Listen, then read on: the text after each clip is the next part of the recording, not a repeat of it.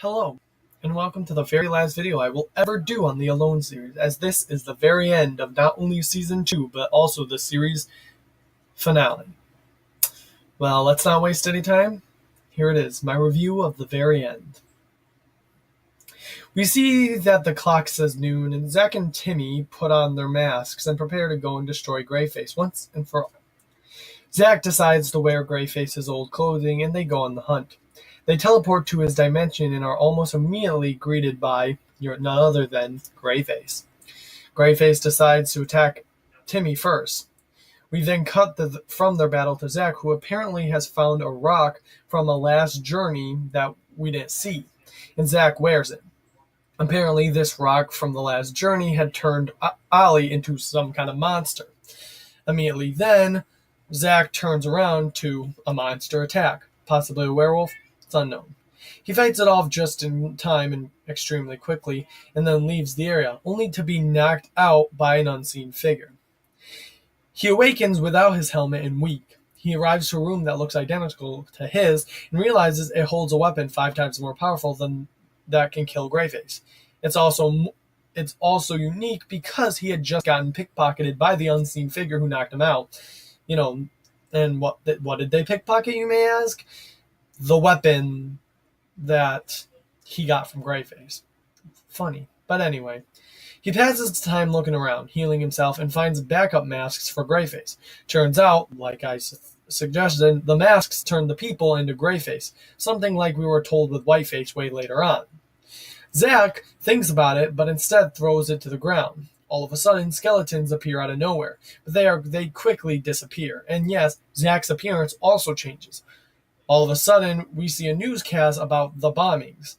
Possibly the same bombings that were back in Season 1. Who knows? Zack is thrilled to hear when he finds out that Zack and Timmy are both not the only ones alive anymore, and that there are others out in the world.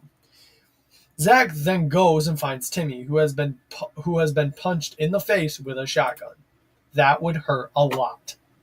Now with him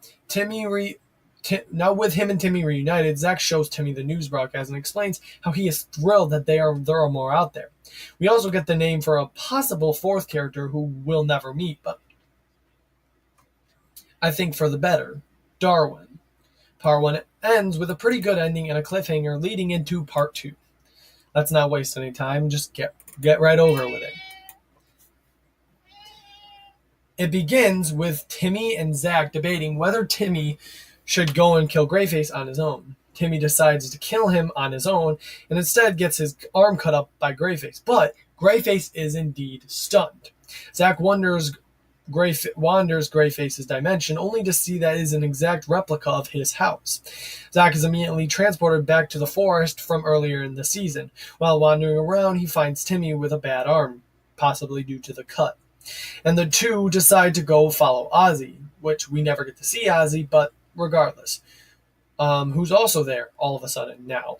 The two discuss what has been happening during their time apart.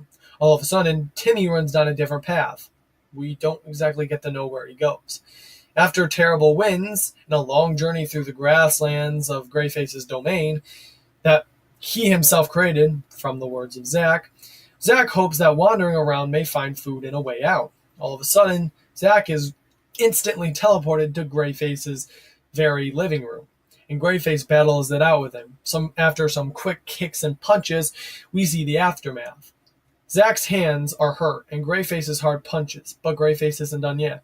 Greyface begins to have a panic attack, and grabs Zack to go into a bedroom, it seems. And Timmy all of a sudden screams, "Oh my god," and Greyface officially spills the beans.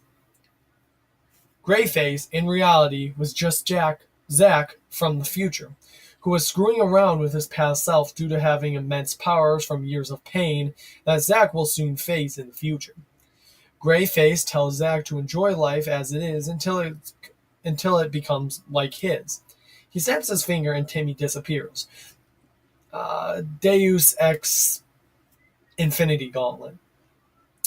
And Zack all of a sudden disappears as well and reawakens in his bedroom. He finds it strange with everything back to normal and mystified by the events that had happened. He reads a note from Greyface hoping he enjoys the normal life and tells him that he and Allie will be erased from existence forever, officially ending, well, the Alone series. The series ends on that with Greyface simply wishing him farewell. Well, what can I say now? The two creators show up at the very end and tell us that this isn't that even though the story is over, they do have plans for the future and who knows what they'll be like. They also give us a very small lesson on how to fake punches. Well, officially, what are my thoughts of the ending of Alone? Well, personally, this was one of the best endings to a series I've ever seen. There were a few plot holes, but overall, they needed this story to end and found a way to do so without ruining the events from Season 1 or Season 2 before it. Now, what do I think about the ending in relative terms? Well, my losing rating is going to be, for Part 1 and 2, a 10 out of 10, as this ending ended things so well. I cannot wait to watch the next series, but I will not be doing reviews on it, as I am no longer going to be doing reviews and going to be sticking primarily to my own series in the future. But I cannot stress how much fun it will be to watch their next series, and I hope that you, the viewers and fellow watchers, would give them the chance to go subscribe, watch the finale, see what you think about it, and maybe watch their next season as well. Hopefully you enjoyed Alone as much as I did, and have a good evening. This was a good series. 10 out of 10.